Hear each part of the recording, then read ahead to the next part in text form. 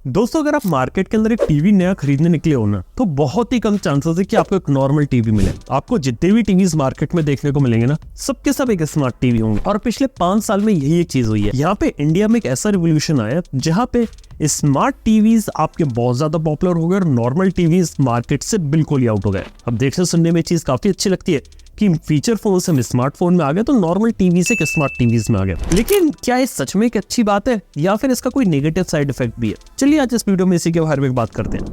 सबसे पहले बात करता हूँ कि ज्यादातर स्मार्ट टीवीज जो मार्केट के अंदर है वो एग्जैक्टली में इंडिया में बनता है। खासतौर पे जितने भी बजट एंड्रॉइड टीवीज है, जितनी भी आपको कंपनीज देखने को मिलती है, सबके सब इंडिया में ही अपने टीवीज को यहाँ पे मैन्युफैक्चर करती है। लेकिन क्या आप लोगों को मालूम है कि ये जो कंपनीज है, आखिर इनके पीछे कौन है? मैं आपको कुछ कंपनीज के नाम बताता हूँ, आप बताना इनमें से किसी का नाम सुना है। क्या आपने रेडियंट का नाम सुना है, डिक्सन का नाम सुना है, भागवती इलेक्ट्रॉनिक्स का नाम सुना है, या फिर आपने वीडियोटेक्स का नाम सुना है, या फिर एक कंपनी है SPPL, इसका नाम सुना है? वेल, ये 5 कंपनी ऐसी है जिसके बारे में आप लोगों ने शायद सुना भी नहीं हो, लेकिन लिटरली अगर आप एक एंड्रॉइड टीवी यूज करते हैं तो मोस्ट लाइकली चांसेस है कि आपका टीवी इन्हीं कंपनी से किसी न किसी फैक्ट्री से बना हो। यस, क्योंकि ये जो 5 कंपनी जिसके बारे में बताया, ये ODM पार्टनर्स है जिन्होंने इंडिया में लिटरली फैक्ट्रीज ओपन करी है, गूगल से लाइसेंस लिया है और काफी सारी कंपनीज के लिए लोग टीवीज बनाते हैं। प्लस यहाँ पे कुछ कंपनीज के इन्होंने ब्रांड लाइसेंसिंग भी कर रखी है इंडिया के लिए, ताकि खुद का टीवी बनाते हैं, उस कंपनी का लोगो लगाते हो, फ्लिपकार्ट अमेज़न पे बेचते हैं। एक एग्जांपल बताऊं, SPPL कंपनी यहाँ पे कोडैक का टीवी बनाती है, थॉमसन का टीवी बनाती है, ब्लैक प्लॉन्ट का बनाती है। यार ये कुछ ऐसी कंपनीज है जिसकी मार्केट के अंदर यहाँ पे आपको देखने को मिलते हैं टीवीज, लेकिन लिटरली बात है कि इंटरनल मटेरियल सारा सेम है। और यही चीज होती है कि जो ODM वाला खेल होता है ना, वो यहाँ पे चल रहा है। अब मैं ये नहीं कह रहा कि बिल्कुल ही गलत है या फिर आपको ओरिजिनल देखने को मिलना चाहिए, बात ये नहीं है। बात ये रहती है कि यहाँ पे आपको इतनी सारी चॉइसेस देखने को मिल गई है, लेकिन जो क्वालिटी या जो ओवरऑल इम्पैक्ट होना चाहिए ना, वो यहाँ पे नहीं आ रहा। एज कम्पेयर टू सैमसंग और LG की बात करें, ये लोग अपने टीवीज बनाते हैं, सोनीज बनाता है, काफी ज्यादा R&D करते हैं, नए फीचर्स को डेवलप करते हैं और लोगों को एक अच्छा यूजर एक्सपीरियंस भी देते हैं। लेकिन उसके कंपैरिजन में जो सस्ते टीवीज होते हैं ना, ये कई बार प्राइस कम करने के चक्कर के अंदर काफी ज्यादा क्वालिटी कॉम्प्रोमाइज भी कर देते हैं कई बार। और कई बार मैंने ये भी देखा है कि यहाँ पर आपको प्रॉपर सारे फीचर्स देते भी नहीं, या फिर फीचर्स बढ़ाने के चक्कर में दूसरी जगह कॉस्ट कटिंग कर देते हैं। खैर, ये एक चीज यहाँ पर तो चल रही है मार्केट के अंदर, जिस कारण से बजट और अफोर्डेबल रेंज में टीवीज को बनाया जा सके। इवन यहाँ पे काफी सारी चाइनीज कंपनीज ने भी इन्हीं का सहारा लिया था। एक जमाने में Realme और OnePlus थे, वो भी इन्हीं कंपनी से टीवीज बनवाते थे। और सरप्राइजिंग बात यह कि Realme और जो OnePlus है ना, इन लोगों ने आज के समय में टीवी बिजनेस से हाथ छोड़ दिया, क्योंकि इनके लिए जो टीवी बिजनेस है मार्केट के अंदर कभी चला ही नहीं। 5 साल पहले OnePlus ने कोशिश करी थी टीवी मार्केट में उतरने की, सोचा था टीवी लेकर आएंगे, चलेगा, लेकिन नहीं चला उनका टीवी। Realme ने कोशिश करी, Realme का नहीं चला। सरप्राइजिंगली Xiaomi यहाँ पे चल रहा है, क्योंकि लिटरली Xiaomi यहाँ पे अपने बजट टीवीज तो चलो ODM से बनवाता है, लेकिन जो थोड़े महंगे अच्छे टीवीज होते हैं ना, उसके लिए वो चाइना में R&D करता है और उन प्रोडक्ट्स को लेकर आता है जिसके यहाँ पे डिमांड है, जैसे OLED टीवी जो वो लेकर आए थे। लेकिन इसके अलावा एक और इंटरेस्टिंग चीज यहाँ पर मैंने नोटिस करी, वो ये है कि यहाँ पे जो टीवीज होते हैं ना, आज के समय में जो उनकी शेल्फ लाइफ है वो काफी कम हो गई। यानी कि एक स्मार्टफोन को देखे तो आप 2 साल, 3 साल, 4 साल यूज कर सकते हो। एक टीवी को देखे तो आप 5 साल, 10 साल, 20 साल तक लोग यूज करते हैं। और टीवी एक ऐसा प्रोडक्ट है कि अगर आपने उसे ले लिया तो आप उसे रिप्लेस करोगे नहीं। और आज के समय जो स्मार्ट टीवीज आ रहे हैं वो ऐसे कि बिल्कुल ही यूज थ्रू है कि आप यूज करो, इसे कुछ साल तक चलाओ, उसके बाद अपने टीवी को यहाँ पे बदल दो। ये एक चीज यहाँ पे चल रही है। देखो, एक सिंपल सी बात बताता हूँ यहाँ पर क्या है कि एग्जैक्टली में जो इंटरनल हार्डवेयर जो कंपनी यूज कर रही है ना, ये इतना ज्यादा पावरफुल नहीं है। इवन इतना ज्यादा अच्छा चिपसेट भी आपको देखने को नहीं मिलता।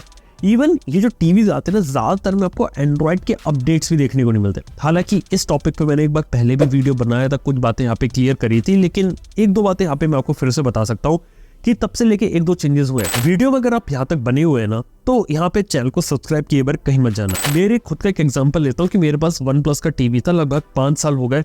उस टीवी में प्रॉमिस किया गया था 3 अपडेट आएंगे, Android 9 के बाद शायद Android 11 तक अपडेट आना था, नहीं आया। लेकिन जब OnePlus ने टीवी बनाना बंद कर दिया तो सरप्राइजिंगली उसके अंदर आपको Android 11 का अपडेट देखने को मिला। पता है Android 11 का अपडेट वहां क्यों आया? इसके बारे में मैंने पीछे इंक्वायरी करी तो पता चला कि यहाँ पे OnePlus ने जो टीवी जिस ODM से लिया था ना, उस ODM का गूगल के साथ कॉन्ट्रैक्ट था और गूगल ने बोला था कि आप अपनी टीवी को Android 11 का अपडेट दो, नहीं तो हम आपका लाइसेंस कैंसिल कर देंगे। इसलिए उसने Android 11 का अपडेट यहाँ पुश किया।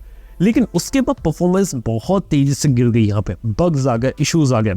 और ये देख के लगा कि यार ऐसा डेलिबरेटली तो नहीं किया जा रहा कि एंड्रॉइड का अपडेट भी यहाँ पर मिल रहा है और अपडेट के बाद यहाँ पे परफॉर्मेंस भी यहाँ पे गिरा दी, और उस हिसाब से एक यूजर थोड़ा परेशान हो जाए और मार्केट में एक नया टीवी जाकर ले ले।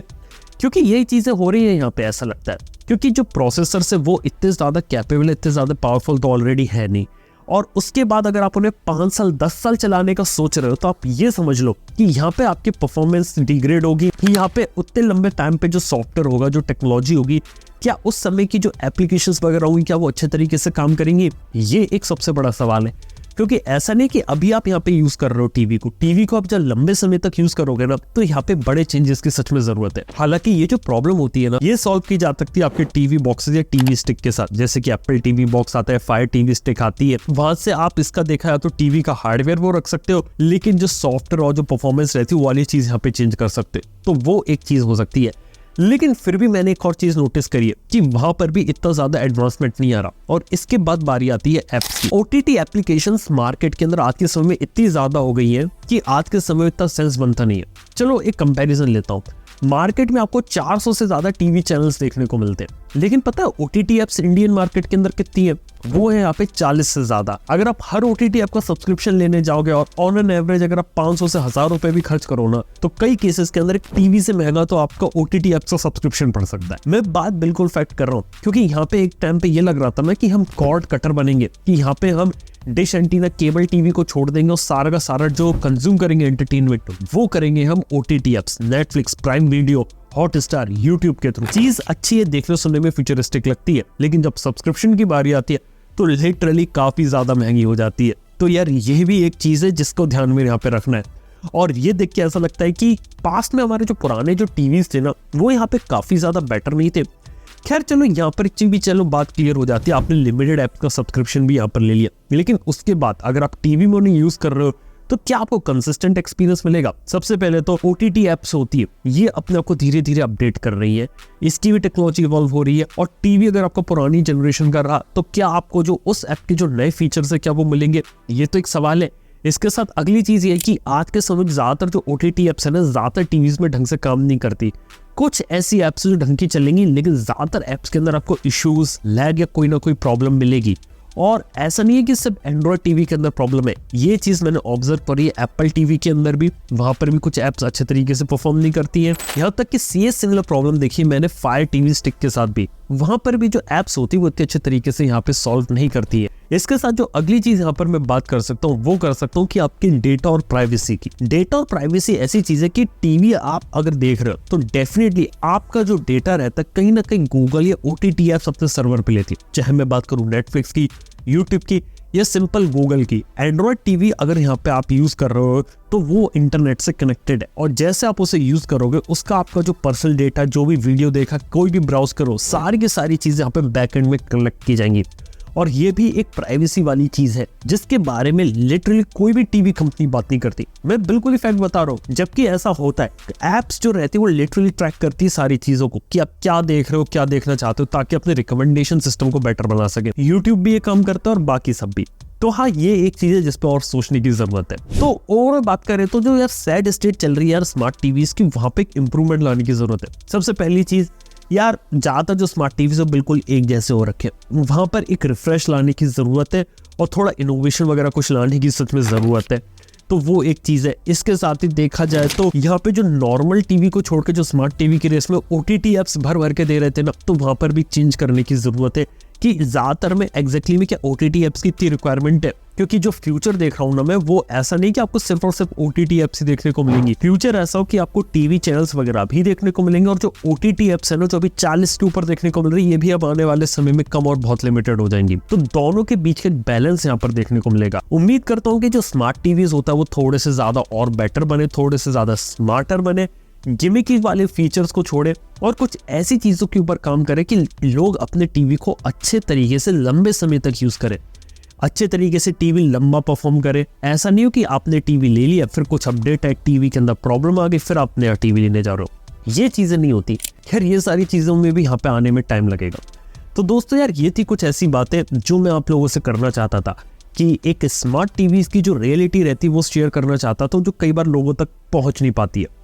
तो सोचा आप लोगों के साथ ये सारी इन्फॉर्मेशन आपके साथ शेयर करूं। पास्ट में भी किस टाइप का वीडियो बनाया था, उसमें कुछ अलग इन्फॉर्मेशन थी, इसमें उसी का एक एक्सटेंशन देने की कोशिश करी है। आप पुरानी वीडियो को भी जाके चेकआउट कीजिए, कई लिंक दे दूंगा आई बटन वगैरह में, तो वो भी काफी सही है। इसके साथ ही आपका जो ओपिनियन एक्सपीरियंस रहा स्मार्ट टीवी से रिलेटेड नीचे कमेंट में जरूर बताइए। थैंक यू यह वीडियो देखने के लिए। सब्सक्राइब कीजिए चैनल को, अभी तक नहीं किया तो मैं आपसे मिलता हूं नेक्स्ट वन में। Good bye.